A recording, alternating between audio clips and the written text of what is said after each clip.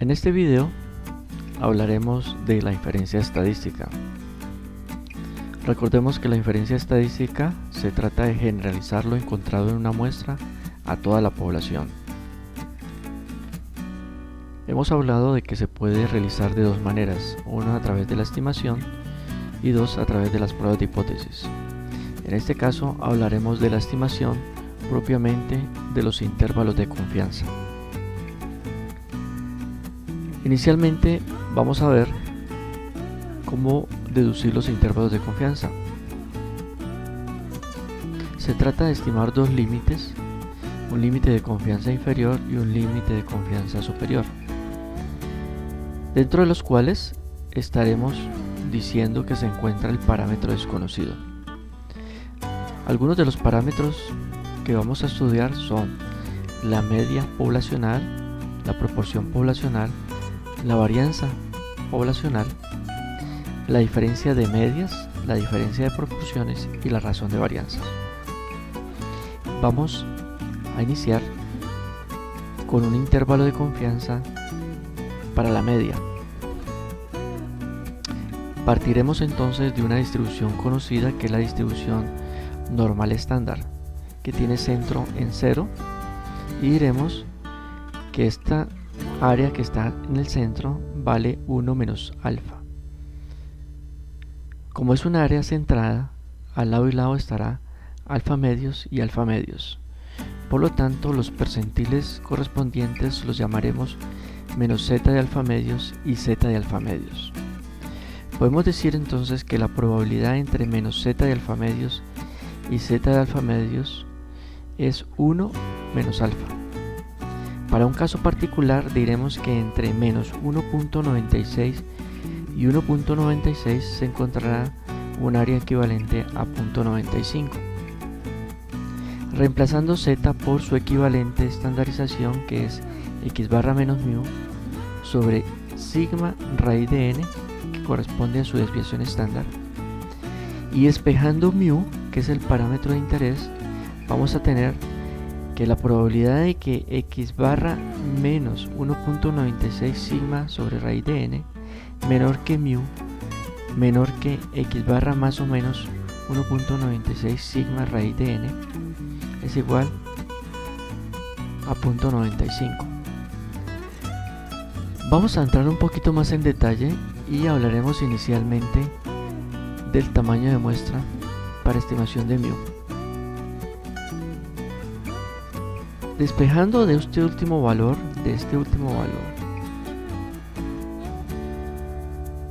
podemos obtener que n es igual a z de alfa medios cuadrado por sigma cuadrado sobre e cuadrado.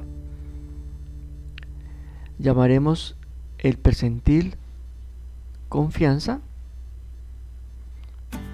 Le estaremos asociando al percentil z de alfa medios un término que se llama confianza, sigma cuadrada corresponde a la varianza y e cuadrado corresponde al error de muestreo. Podemos decir que la confianza está asociada con la repetición de muchas veces el experimento, de muchas veces la muestra. Podríamos decir que si hablamos de confianza del 95%, estaremos diciendo que si repetimos el muestreo 100 veces, estaremos afirmando que 95 o más de las construcciones que hagamos con esas muestras contendrán el parámetro. El error de muestreo corresponde a la tolerancia que tendremos como máximo valor para la diferencia entre el estimador y el parámetro. Tanto la confianza como el error de muestreo están a cargo del investigador. La variable coloca la varianza. Para encontrar la varianza tenemos varias posibilidades. La primera, realizar una prueba piloto. La segunda, tener un censo dentro del cual se encuentre la varianza poblacional. Y 3, preguntarle a un experto sobre cuál es el mínimo y el máximo de la variable en estudio dividiendo ese rango entre 4 podremos tener una aproximación a la desviación estándar. En cuanto al tamaño de la muestra para una estimación de una proporción, lo único que cambia es la varianza. Podríamos decir que la varianza la construiremos a partir de una prueba piloto, pero también tenemos una alternativa que es la varianza máxima, la cual ocurre cuando P vale 0.5. Podríamos encontrar un tamaño de muestra para una confianza del 95%, un error de muestreo del 3% y varianza máxima. Eso lo que quiere decir es que el percentil, como ya lo habíamos visto antes, es 1.96 al cuadrado, la varianza máxima es 0.5 por 0.5, o sea 0.25, y el error de muestreo al cuadrado. Eso equivaldría aproximadamente a 1068 encuestas. En ambos casos, cuando se tiene una población finita, se debe hacer una corrección en el caso de que el tamaño de la muestra no sea lo suficientemente grande en comparación de la población, y se debe corregir por un factor de corrección finita. Eso equivaldría a que después de haber sacado el tamaño de muestra, este se corrige a través de esta fórmula.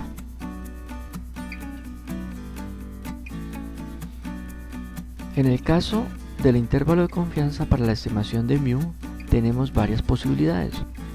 La primera, cuando X se distribuye normal y la varianza es conocida. En ese caso utilizamos la distribución Z y tenemos un sigma conocido. El segundo caso obedece cuando X es normal y la varianza es desconocida. Entonces ahí utilizaremos la distribución T de student con n-1 grado de libertad. El tercer caso aparece cuando la distribución de X es desconocida, pero el tamaño de muestra es lo suficientemente grande. Utilizamos allí el teorema del límite central y en ese caso la distribución utilizada será la distribución normal. Por último, cuando no conocemos la distribución de X y el tamaño de muestra es pequeño, lo aconsejable es utilizar métodos no paramétricos o métodos de remuestreo, que próximamente los estaremos viendo. En el caso de un intervalo de confianza para una proporción, utilizaremos P-gorro, más o menos la distribución normal, el percentil de la distribución normal asociada, por su respectiva distribución de probabilidad. En este caso tendremos P-gorro también. Asumimos aquí que n es grande. En el caso de un intervalo de confianza para la varianza, tendremos que utilizar la distribución chi cuadrado, y en este caso corresponderá a n-1 ese cuadrado sobre el percentil correspondiente. En el caso de comparación de medias, podemos tener grupos pareados y grupos independientes. En los grupos pareados tendremos que hacer una construcción de las diferencias. A partir de encontrar las diferencias, podríamos encontrar la media de las diferencias y la desviación estándar de las diferencias. En este caso, el intervalo estará construido como d barra más o menos t de alfa medios con grados de libertad de n-1 asociada a la desviación de las desviaciones sobre la raíz de n. En el caso de los grupos independientes tenemos dos casos. El primero asume que x1 y x2 son normales, pero también que las varianzas son iguales. El segundo, además de que las variables son normales, se utiliza cuando las varianzas son diferentes. En todos los casos de comparación se tienen tres posibles resultados: que el intervalo de menos menos, en ese caso diremos, si es comparación de medias, que μ1 es menor que μ2. Menos más, diremos entonces que como contiene el 0, es posible que las medias sean iguales. Y si el intervalo es más, diremos entonces que μ1 es mayor que μ2. Para diferenciar proporciones utilizaremos la distribución normal, teniendo en cuenta que los valores son mayores, son muestras grandes. Y para la razón de varianza utilizaremos la distribución f.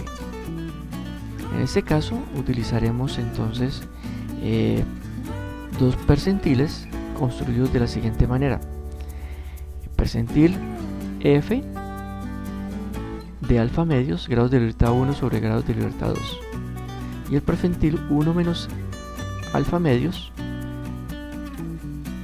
el percentil f de alfa medios b1 y b2, y el percentil 1 menos alfa medios b1, b2. Los podemos encontrar a través de la tabla F o a través de el software R directamente. En el caso de la tabla F, esta tiene una nomenclatura diferente a la utilizada como F mayúscula, y entonces encontraremos directamente el percentil superior como f de alfa medios b1, b2, y el percentil inferior como el inverso de f de alfa medios b2, b1, invirtiendo entonces los grados de libertad. Por ahora interpretaremos que si este intervalo contiene 1, asumimos que las varianzas son iguales, y si no lo contiene, que las varianzas son diferentes. Posteriormente utilizaremos una prueba de hipótesis. Espero que este video sea de utilidad.